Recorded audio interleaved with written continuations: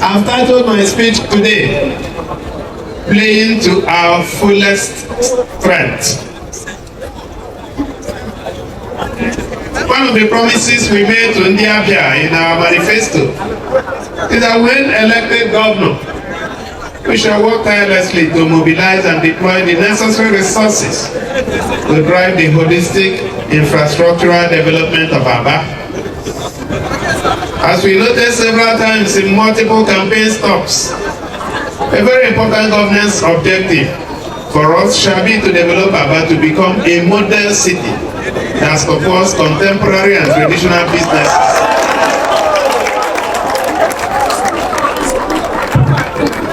Thank you. Traditional businesses, family life, and leisure activities. It is in pursuance of the above that I heartily welcome everyone to another landmark event that will see us commission 3 very important roads. Here in Abia, we have just commissioned Udeagbala Road, we commissioned Umuimo Road, and here we are at MCC Old Express Road, which will be commissioned momentarily. Our gathering this afternoon is significant on several counts. The first is that it is a way of letting Abians in general and Abia in particular appreciate how deeply committed we are to fulfilling the promises that won us the enduring support of the people, even in the face of heart-rending disappointments and frustrations. Additionally, this commissioning ceremony is a way of announcing to the world, to businesses at home and overseas, that the holistic restoration of Abia has begun, making it known to savvy investors that the moment they have long waited for is here. Abia is open for business, and all who have eyes for growth opportunities must be keen to start setting up their shops now. Very importantly, we have gathered to remind ourselves that we are unconquerable, a resilient community, and a collection of individuals who know how to pick themselves up after periods of setbacks. The much we have collectively achieved since we were sworn in May bear eloquent testimony to what we are capable of doing, a free people who can never be enslaved by man or spirit. Our motivation in government is to create the right environment for individuals to live out the full expressions of their dreams, support the growth of enterprises, and set up a safe haven for legitimately profitable and sustainable investments. We have therefore spent every waking hour since May 29 this year articulating programs and policies, determining the best investment paths and partnerships that can help us achieve the fundamental objectives that motivated us into seeking to serve the people as elected officials. Restoring the networks of urban roads in Abia and Umuimo for us was a strategic takeoff point.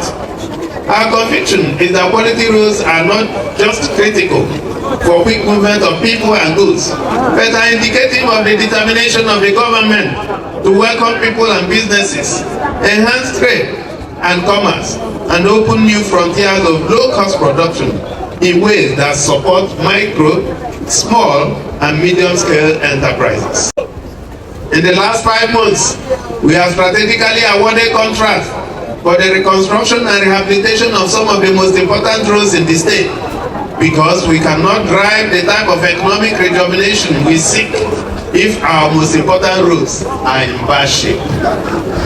Keeping to our promise, during and shortly after the election, we have contracted Julius Beda to fix Port Harcourt Road, taking adequate measures.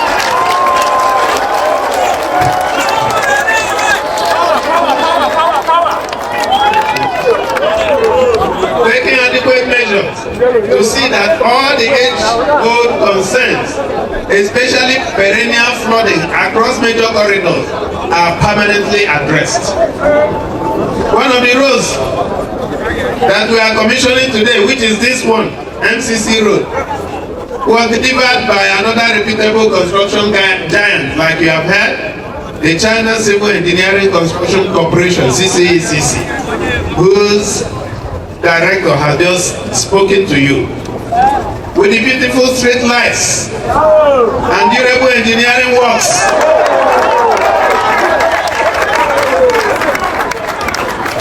it is quite easy to understand why they were chosen to execute the project. For the ongoing expansion and modernization project at Osa Road in Umuimo, we brought in Cranebrook, a construction outfit that has proven itself again and again in delivering quality infrastructure projects across the country.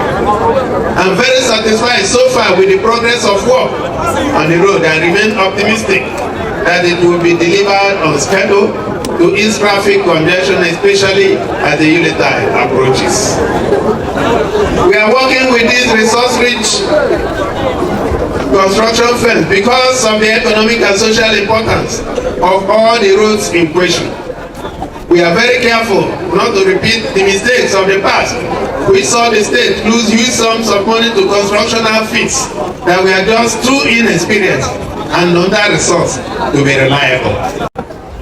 Permit me at this point to say that while we shall continue to go for the best in all our road projects, whether in rural or urban area, there is also an ample room for indigenous contractors. We are not ignorant of the fact that there are very competent local construction companies that can deliver on projects of all sizes. They are now bringing to the knowledge of the public that we are currently doing business with some of them.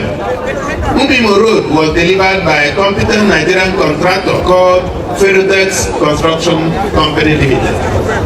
Cemetery Road Phase 1 and Cemetery Road Phase 2, which is under construction, and of course Umuimo Road, which we have just started construction, are being handled by Resort Group.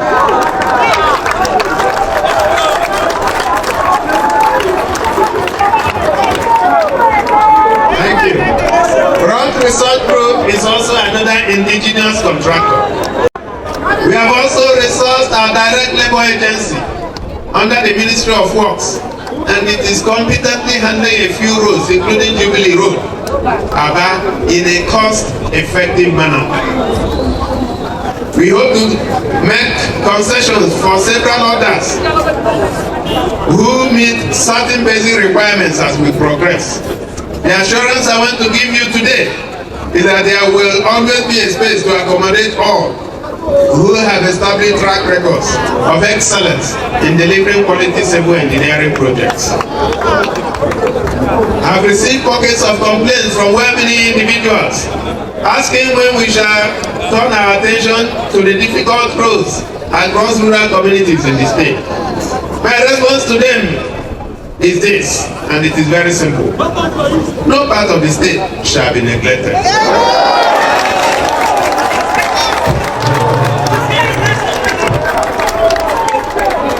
Already, a few economically important roads in some local governments have been awarded. At the same time, we are working very hard to reconstruct several other roads across about 9 local governments later in the year through a special multilateral funding arrangement which gives the state a pathway to fix roads in rural communities to improve agricultural production and produce marketing. If there is one thing you will take home from our engagement today, it is the assurance that across our various communities this December, our brothers and sisters returning home from various parts of the world for the Christmas and New Year celebrations will see clear signs that indeed our promise of a new Abia is happening.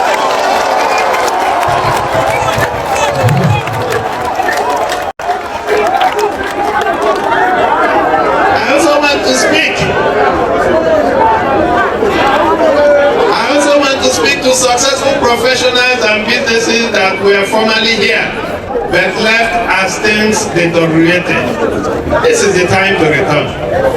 What we are building shall surpass what has ever been built, and we want you to be part of it.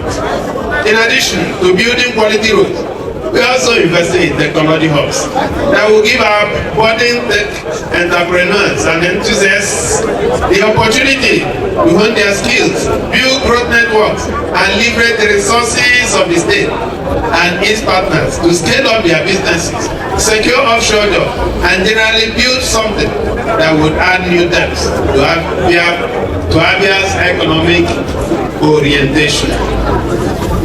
When completed, the Abia Industrial and Innovation Park in Owaza will drive the next phase of Abia's growth. With plans for setting up modular refineries and petrochemical plants already completed, there is no guessing what the future holds for Enyimba City and its environs. May I remind us that great things will always come at a cost. While we are not unmindful of the economic difficulties in the land, we still encourage you to pay your taxes as and when due, because you owe it to yourself as a good citizen.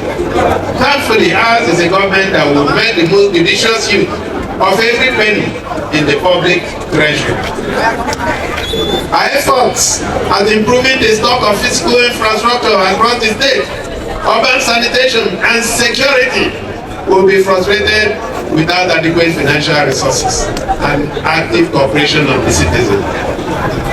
The roads we have come to commission today, in addition to improving economic and social activities in our beloved Enyimba City, are proofs that we shall remain faithful to our promise to you and to future generations of Abia. In conclusion, the days of mediocrity are long gone. We must now begin to play to our fullest strength, delivering results where it matters most. Ultimately seeing to it that our dream of making Abia the #1 state in Nigeria on all major development indices is realized in the medium to long run. Distinguished ladies and gentlemen, thank you for listening.